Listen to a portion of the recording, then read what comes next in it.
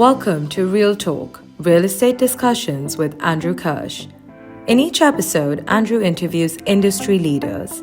We'll hear their real-time opinions on today's market, their background and unique career highlights, and guidance for newcomers into the industry. You can find this show at sklarkirsh.com and on YouTube, LinkedIn, Apple Podcasts, Spotify, Google Podcasts, and more. Now here's the host of Real Talk, Andrew Kirsh. Episode 28 of Real Talk. We're smack in the middle of summer, and traditionally, summertime is always the slower time in the transactional space. I think this summer, it's even slower for multiple reasons. Obviously, the economy is still figuring out what to do with itself. Transactions are sluggish. Capital is still on the sidelines. But in addition, it's just a human capital.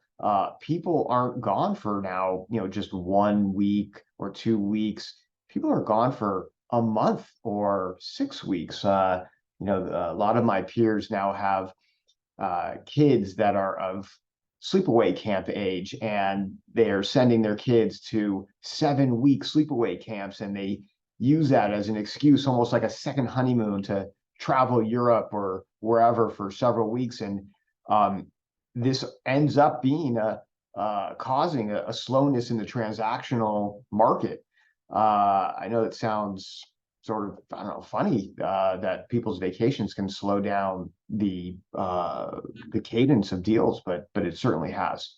On this week's episode, I have a good friend of mine, Colby Durnin, who's the founder and CEO of CREDE, a company based in Orange County, which has two verticals: one, construction management and heavy asset management of third-party real estate projects, and another on the buying, owning, operator side of certain asset classes.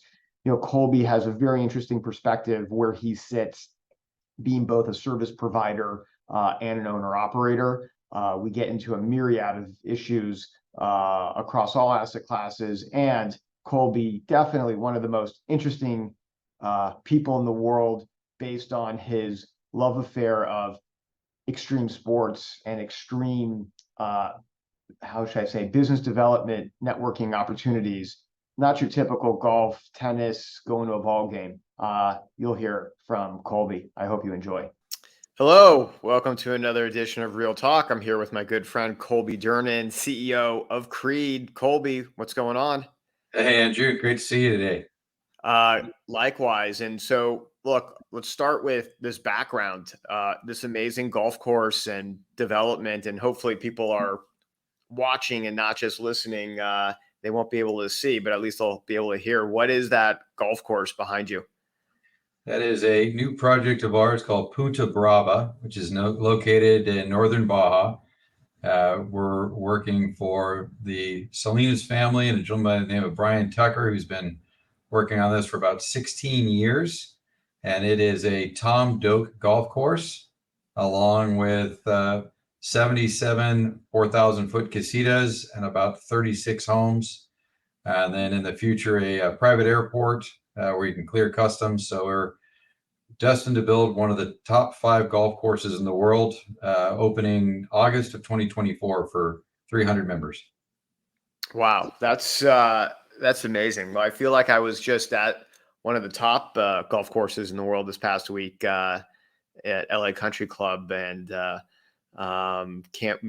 won't be the U.S. Open down at your course since it's in Mexico, but they definitely, by the look at it, they should be playing some tournaments. It looks amazing. Now, is that a rendering or is that an actual picture of what it looks like right now? No, that's a rendering. We're about 3 holes in, and we actually just recruited CJ Kirshner, who is the superintendent from Terra Iti Golf Course in New Zealand. So we're moving him over in September to start the initial grassing operations. Oh, I can't wait to check it out if I'm invited. You will be invited, my friend. I can't wait to have you play it with me. I love it. All right. So I feel like whenever we talk, and you have your hand in a lot of different cookie jars, from owning real estate to being a construction manager to contractor to expert heliskier to fisherman in the deep sea to hunter. Literally, there isn't something that I've come across where you don't do. So I guess let's start with the professional side. What is CREDE? So CREDE is a 21-year-old company that's a national real estate development and project management firm. My partner, Thomas Ryder, runs our development company, and where we develop, own, or redevelop projects for ourselves, and with a combination of high net worth, family office, and institutional investors. We focus predominantly on multifamily, light industrial, and self-storage in 6 states. And then I run the project management fee development side of our business, where we have people in 27 states and 68 cities. We work in all asset classes. And that really is part of our DNA that makes us different, where a lot of developers are great at acquisitions, but they're not great on execution. And you have a lot of project managers or construction managers who don't understand what it is to be an owner, or what the capital stack is. And we always say we perform for you like we're owners, because we are. And I'd say a third of our clients actually allow us to roll part of our fees in, so we're fully aligned and investing in their projects with them. So when you started 20 years ago, did you start with this broad group of services, of different platforms of owner operator and also third party fee service, or how did it start? It started actually out working for Oaktree Capital Management. I was recruited by Russ Bernard, who ran Oaktree's real estate group before John Brady. I always laugh back when our total AUM was the same, roughly the same that they sold the management company for, to give you a frame of reference. And my job was to either work for Oaktree when they had direct deals, or they had general partners that didn't have a deep bench, or even problem children. I took that same application to Westport Capital Partners with Russ and Greg Geiger and Sean Armstrong about 5 years later, and really worked exclusively with them for 7 years, and on a programmatic basis, and helped them with real estate deals all across the country, kind of Mississippi West, and all asset classes. And so along the way, I was able to collect a great team of people, because we were working on so many different asset classes. I mean, we got to work on hotels, senior living, assisted living, repositioning historic offices, ground up multifamily, ground up office, you name it, we were working on it. And then we collected great team members over the years that even augmented that further. So it's helped us grow where we are today, because we can put a local specialist with an asset class specialist if that person isn't one and the same. Yeah. And so I want to talk about, all segments of your company and what you're seeing, focusing on the fee services side. So what's your typical client? I mean, it sounds like you have private equity clients and owner operator clients. I mean, so talk about the if there is a prototypical client and project, and why is it that they need your services, even if they are integrated themselves with sufficient personnel? So I guess I'll start with what's not a great client for us, to kind of eliminate that box, which is, the true owner operator that's doing 1 or 2 deals a year. They're using the development fees to really keep the lights on, and they're doing it more as a lifestyle than they are truly a scalable business. Or the mega fund that is investing in a super sophisticated developer, i.e., an Oaktree partnering with a Hines. There's really not a reason to have us there other than compliance. Our prototypical perfect group is either that developer that is moving into multiple cities, and we can show them how it's more cost effective for us to be an extension of their company. Our project managers, as an example, part of their bonus is determined if whether or not they actually attend the holiday party of the client. And people think, oh, that's funny. But I'm like, well, look, if we're executing and to be the tip of the spear for you, we need to not only understand your project, we need to understand your business plan, we need to understand your culture, we need to understand what your expectations are without you telling us, and be able to really be an extension of you. So it's that group that, might not have 4 or 6 projects in a geographical area. Once you start to spread, it actually becomes more cost effective to use a group like ours. If you're doing 4 or 6 projects in Southern California or Phoenix and SoCal, it's more cost effective for you to build that team in house. If you're spread more geographically or over different asset classes, it's more beneficial to use a group like us. Mm-hmm. We also will do a lot of work for private equity funds that are your mid markets. Your Westports, your Brasas, your Pennybackers, your Artemises that might be investing with GPs that don't have a deep bench, and we can help provide something that's more than just a draw summary. It's really being boots on the ground to help make sure that GP is successful, so that the LP invests with them again, or and helping really maintain that relationship. And then of course there's friends like ours, like Brian Good and Matt Schulman, with debt funds that will help on that side, where maybe they've reached up a little in the capital stack, and so if there is a problem, we're there to help fix it. Versus just sending them a report about what's wrong. Yeah. And so, what's your fee structure to the client? Is it a percentage of the budget? Is it hourly? How does it work? So the market typically will do it as a percentage of hard costs, or Mhm. if we're working as a fee developer, it's a percentage of hard and soft costs. I've always been against that, philosophy, because again, if there's change orders, my fees go up. Well, you're paying me to keep your costs down, so it's counterintuitive for me to be paid to fail you.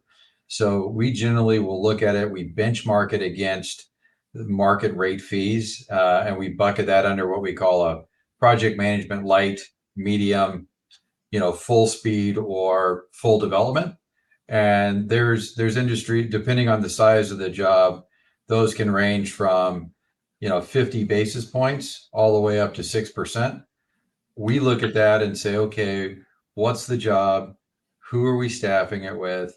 What are the estimated hours? We break it into a pre-construction, i.e. entitlement, or even pre-development, pre-construction, construction, post-construction. We'll then come up with a monthly fee.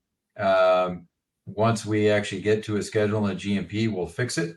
And then if we're over schedule, we eat the excess fees unless there's a reason for us to extend.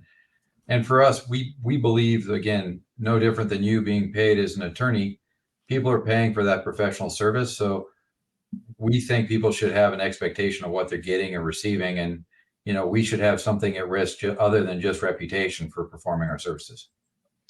And what's I guess, I don't know if it's a minimum project size or the more typical project size where it makes sense to hire your services?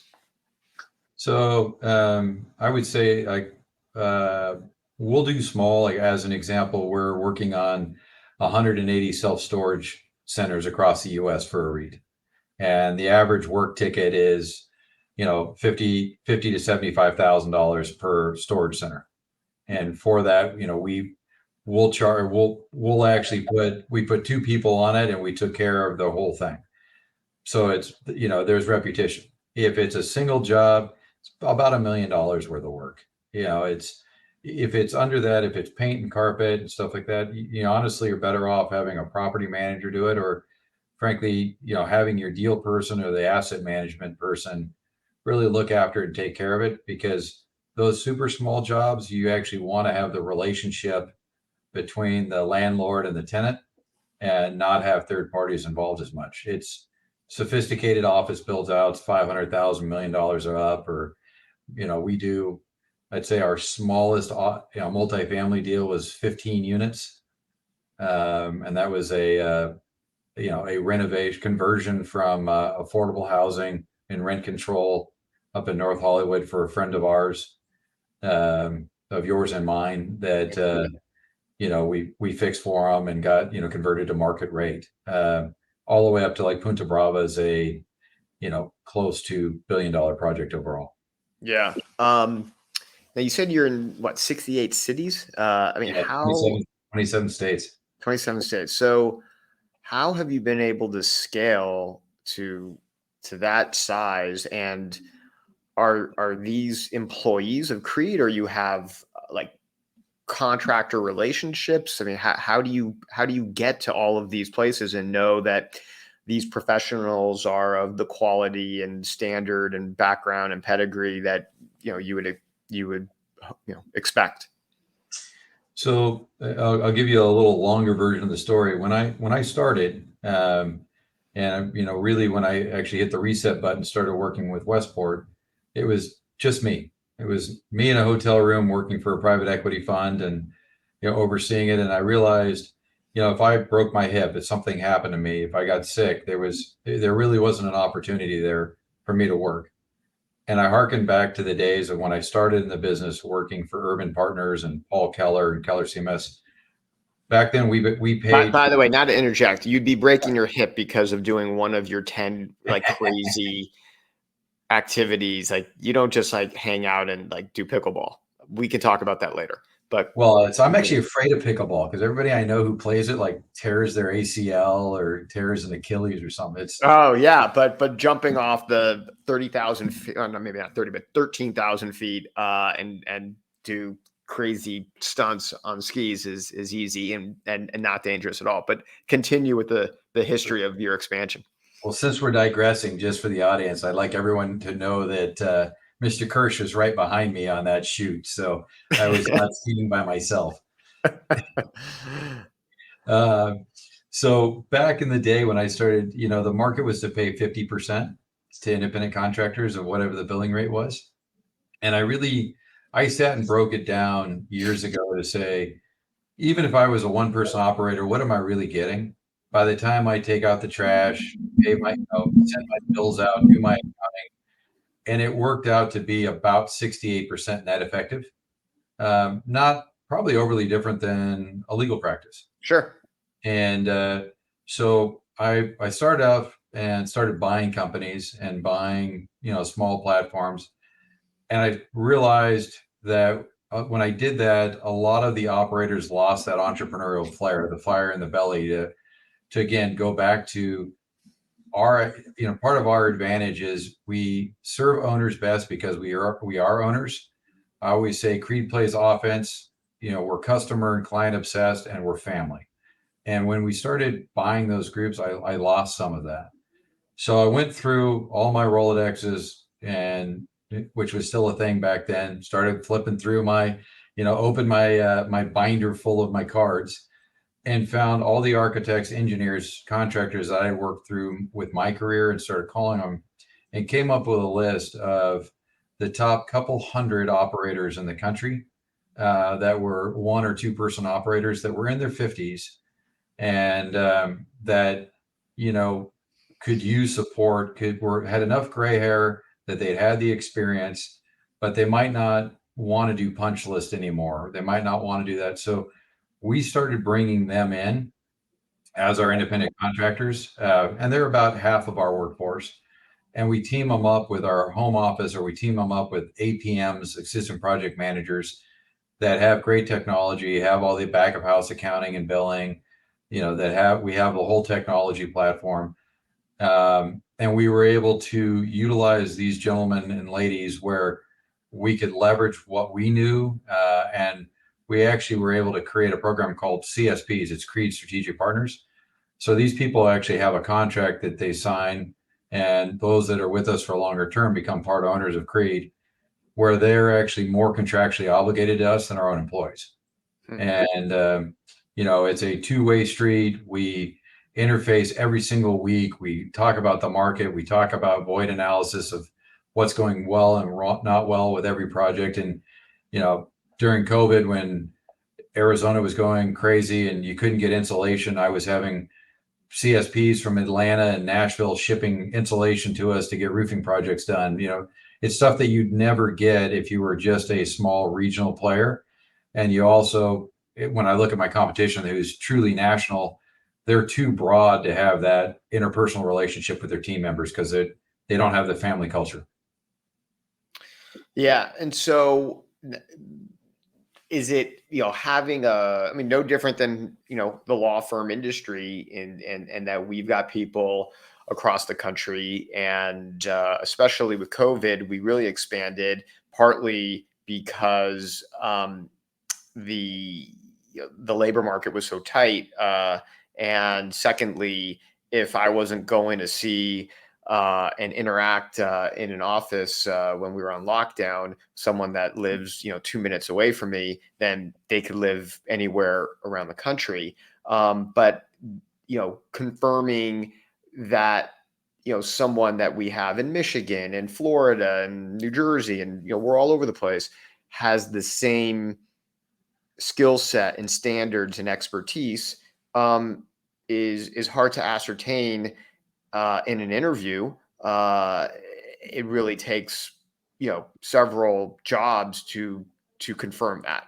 And I guess whether they're local or national, you still have the same issues. But the fact that you've scaled and are responsible for all these people, it's really a testament, because you want them to carry the brand and have the same quality. And we do a lot with word of mouth and referrals. My COO, Joe Keelar, ran Boston, Southern California for Turner. He was the ex-president of R.D. Olson Construction. We have the ex-COO of Regency Construction as one of our C-suite members. Jace Bergaz was from Cole and Donahue Schreiber. So as you know, we're in the people business. And so it's when you can find one person in an area that you reach out to their architect and you figure out who they've worked with over the years. And it's, so you're not coming at it cold out of an interview. It's for us to join our team. You're really being referred up, which has helped us a lot. Yeah.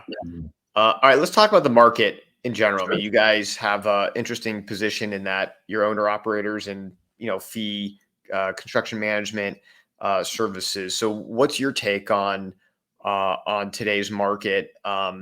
Where are you seeing construction prices, and I guess how has this is a loaded question. There's so many different permutations, and how many and how has the rise in interest rates affected your business? So, all right, I'm gonna unpack that. Yeah, unpack. I'm sorry. Lawyers hate it when there's compound questions and there's an objection. Compound. So, Yeah. How about you choose which question you'd like to answer in which order? Sure. So let me start with the market. The running joke for the last few weeks since we were all at ULI was, it used to be, can you survive till 95, and now it's stay alive till 25. Right. You're definitely starting to see the cracks, and not just in office. We're getting calls from operators, from debt funds, from mezz lenders, on incomplete or not totally complete projects where we're starting to step in to take over, whether it's for the lender or for the LP removing the GP, because they're either behind schedule or over budget or they're out of loan covenant. I don't think you're going to see the extensions we saw during COVID this go around. The interest rate hikes, to answer your questions, are affecting a lot of people because their rate caps have burned off in a lot of cases, and it's too expensive to buy that rate cap again. We've seen a slowdown on new starts, but it really depends on the city. If you look at Nashville, even though Nashville in theory is overbuilt with multifamily, it's still proceeding. Industrial super strong there. Dallas, you've got 20 plus million square feet of excess industrial, 1 million square foot and above. That being said, if you look at that, that's less than 9 months of absorption. So, Dallas is not going away as an industrial hub of our country. Nearshoring and industrial is not going away at all. It's, people forget that we're in a long lag business. A quick business plan is 3 years. An average business plan for a development deal, by the time you start, plan, build, lease up, execute, and sell, is it's 4 to 5 years time. With that, I will tell you that we've seen material prices drop dramatically. Outside of concrete, cement, cement aggregate is still high. Cement is still high. California is losing 2 batch plants. So you're going to see probably a 16% rate hike in concrete for the balance of this year in Southern California. And that's partially due to lack of productivity. And also they agreed to pay the truck drivers more down here. But those batch plants are going to Arizona. So now where you couldn't get concrete a year ago in Arizona, now you can. You seeing slowdowns on building in Dallas, so that's coming up. Wood's dropped, from 1,500 to $480 per 1,000 square feet. Steel's down 27%. But then your question on labor is, where is that? And that really is market by market. Inflation has continued to rise labor costs, but now you're starting to see a softening. And to your point of why, well, interest rates have affected new starts. You can't get a 65% LTC loan anymore on multifamily. You're now down at 48 or 52% unless you're taking pref equity. So we've seen a slowdown on that, but where we've seen the acceleration is mega projects that take long years. You're seeing resorts, which we're involved in, start to reinvest in there. You're seeing private equity funds reinvest in their core apartments because they want to be defensive going into this correction.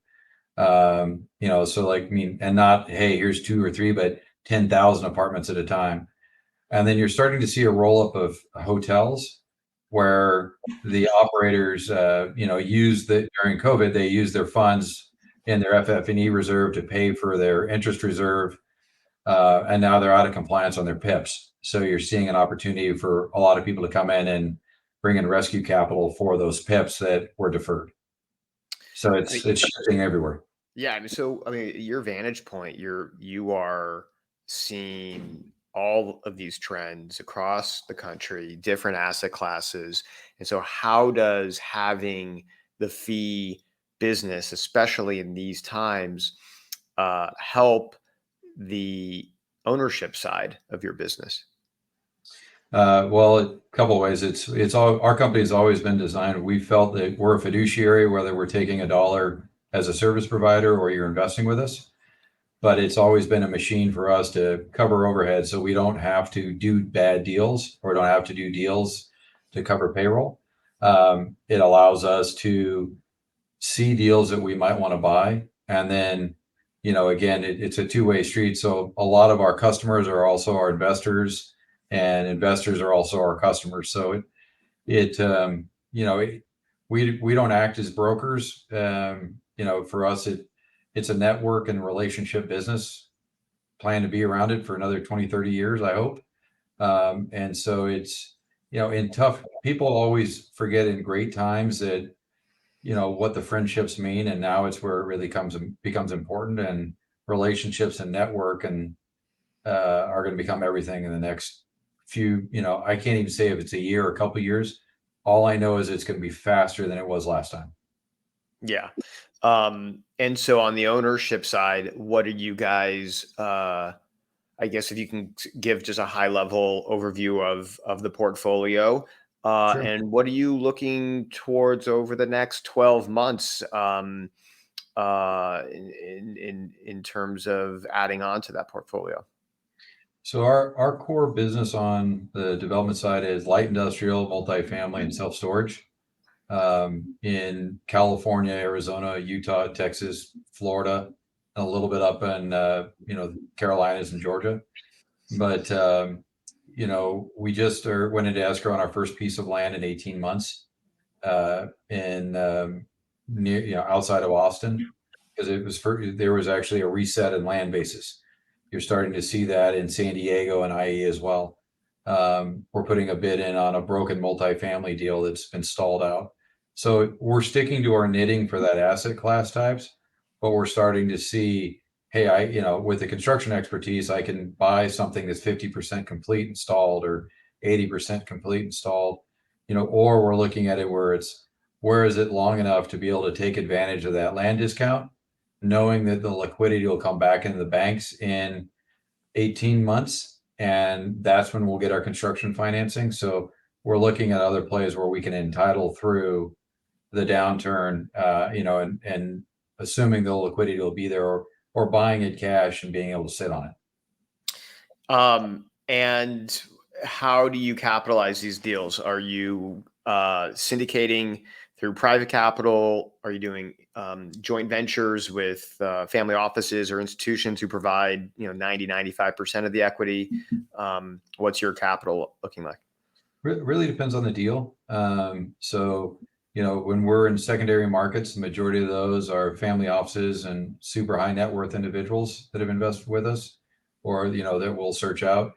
Our large deals, we've done deals with insurance companies, private equity funds, public non-traded REITs. Those tend to be more merchant builds, just because they're more IRR driven. So we've, again, because of the service business, we know a ton of folks, so we're able to kind of put the deal with the Rolodex, if you will. Like all operators, we're always looking for new introductions. So, it's about having the relationships that are long term, and knowing what deals to bring to the right people.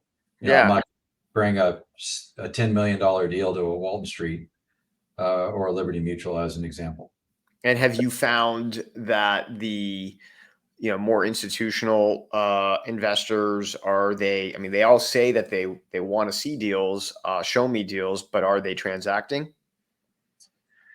More now than they were, Mhm. and I think you're seeing some of it also depends on what part, if they're typically being a straight LP, or if they're stepping in on prep equity or an LP plus prep equity. They're definitely, it's not like it was pre-rate hike. There are firms out there, for people that are listening, like PERE, that'll tell you the longevity of the fund, so you can look to see, how long in the tooth is a fund for their investment period. And if they're newer funds, they're going to probably be more on the sidelines than if they're an aged fund that needs to get something out due to their investment period. Yeah. Are there any sensitivities or maybe perceived or actual conflicts of having two sides to this business?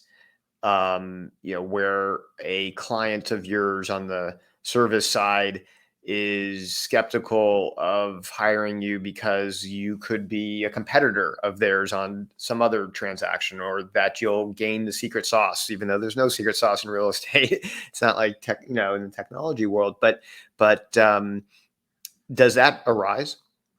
It's always asked. I mean, and I'd say not always. I take that back. I probably 10% of our clients ask, "Hey, are you going to be a competitor of ours or not?" Hmm. And my answer is based on performance. Feel free to, here's a list of all the references, any you want. I mean, you go 3 or 30. If you bring us into a market as a service provider, I can tell you we're not going to do a deal in that market without showing it to you. And it's just pure loyalty. And it goes back to, we're customer and client obsessed. I'm not going to burn a relationship over a deal. We've never done it and don't plan to. So we've never had a problem where we're a competitor with a client. Yeah. Many times we bring them in to invest with us. Sure. And look, even on the law firm side, we invest with our clients most often as LPs, sometimes as GPs, especially when we're able to source capital. And there will be questions as to what I just alluded to. And if you do right by people, then those questions the questions get answered really easily. Yeah, and I would flip it back to you a little bit, Andrew. I mean, I know you've got a big transaction piece of your business, and you've done a lot of workouts and you've done a lot of loan issuances. I've known you over the years, and it's been so fun to watch your practice grow and really understand where you are. I mean, as you look at your lenders and your clients, like, where do you see the worm turning, or where do you see the opportunities as it comes here in the not too distant future? Yeah. Look, we're doing a lot more pref equity, as everyone is, right? But whether it's cost overruns on a construction deal, or on a new acquisition and the senior, like you alluded to, is at 50% and the operators tapped out in terms of the common equity that they can raise, there are slugs that of equity that are there's voids, right, in the capital stack. And so, being able to provide that type of capital has been vital. I also think being nimble and entrepreneurial in today's market will land you some phenomenal deals. I have a lot of friends in the institutional world, and they have not transacted in 2023 for a variety of reasons. When will they? People are speculating maybe after Labor Day and the fourth quarter. But there are those that have been able to transact quickly.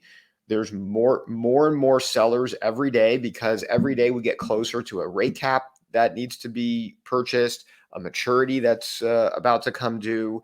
And so we're seeing it. And I'm talking to my colleagues in other firms, and the first 3, 4, 5 months of this year, it was slow. And it's dating back to even 2022. The third and fourth quarters were slower.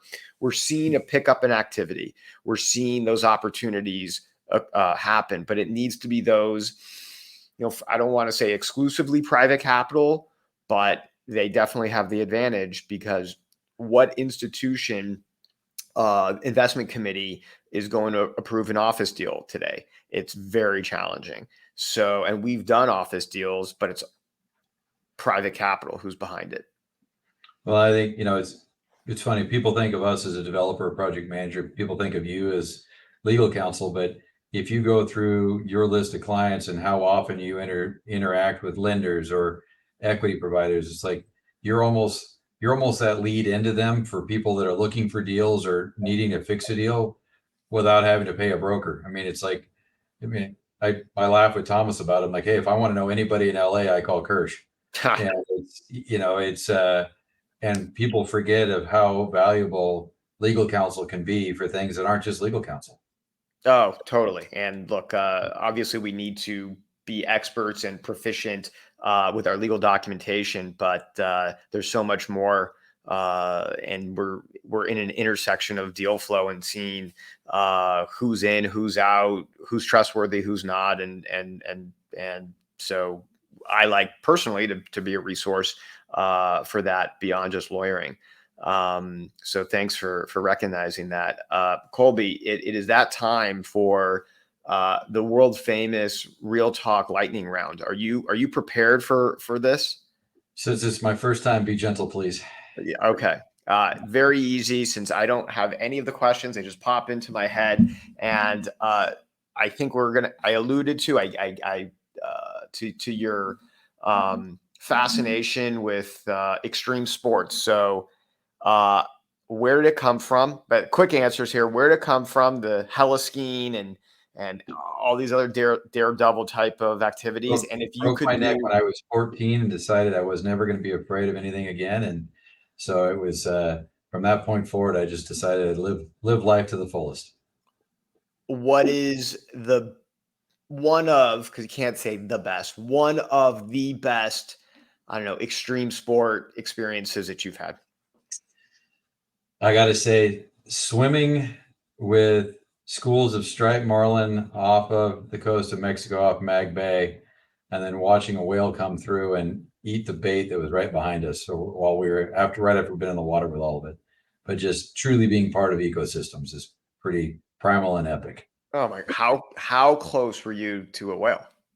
Were you So we were swimming with all the marlin, dozens and dozens of striped marlin, actually eating all the sardines. And my buddy and I actually swam back to the boat. We're about 20 yards away, and I kid you not, Phil looks at me and goes, "Man, this is just kind of like that Moby Dick moment." And out of nowhere, a finback whale came up and just completely ate the entire bait ball we were just in the middle of. Oh my God. Yeah, that would scare the shit out of me. No, but I've been very fortunate in my life. To your point, I've had some epic bluebird days skiing all over the country in Europe, and just being with family that like to do it with you, and being with friends. And it's we all get hitched to our desk too often, and we forget that it's a shorter run than we think. Yeah, no, absolutely. And look, we know each other from YPO. So I guess my next question is, you give so much, whether it's towards YPO, philanthropic, and other organizations. What drives you, and how, with in spending, all this time on non-specific real estate CREDE activities? I think at the end of the day, somewhat is my parents. How I was brought up. My dad was an orthopedic surgeon that was part of a group called Tishner in Long Beach. They did pro bono surgery for $1 a child per surgery, and he actually practiced for 50 years, giving back. My mother set up a after school learning program and library foundation in Long Beach for less fortunate children. And so I watched them as role models. And YPO, any organization you're part of, you get out of it what you put into it. And to me, it really helped me guide my business and structure my sale of 50% of my business to my partner. The people are just absolute quality. And then the other big foundation and charity that I'm involved with is War Heroes on the Water. And that's a fishing tournament where we take combat veterans out. Be 125 this year on 45 boats. We put them on high performance sport fishing teams for 3 days. And we take folks that have been in kinetic combat that have come home, and we put them back on a high performance team again. And we give them a home. And it's, I'm a big believer in supporting our veterans, our first responders that have so much responsibility. And a lot of people don't recognize it because there's not a paycheck associated with it. Yeah. Wow. I mean, it's such a testament to you. And, we're all busy, whether it's through our professional lives, family, kids, Little League. I mean, giving back to the community. I mean, that's what it's all about. I mean, after that, I can't ask you as to what inning we're in or what asset class you think's underrepresented. So you've been amazing and always open and candid with me and always helpful with my clients. And I appreciate you coming on and just talking about CREDE and just talking about your, the data points that you see in the marketplace. So always appreciate it. Sure. And we do a quarterly construction cost forecast. So if any of your clients or anybody listening wants to see it or get on our mailing list, please reach out to me via Andrew, and happy to share. All right. Well, Colby, I can't wait to see you, whether it's jumping off out of a helicopter or swimming with sharks or marlin or doing whatever the hell it is that you're doing. You can always invite me. I'm not sure if I'm going to say yes, but please keep the invitations coming. Sounds good, buddy. See you soon. All right. Take care, Colby. You've been listening to Real Talk, Real Estate Discussions with Andrew Kirsh. You can catch prior episodes at sklarkirsh.com and on YouTube, LinkedIn, Apple Podcasts, Spotify, Google Podcasts, and more. Thank you for your positive reviews, comments, and for sharing the show with others.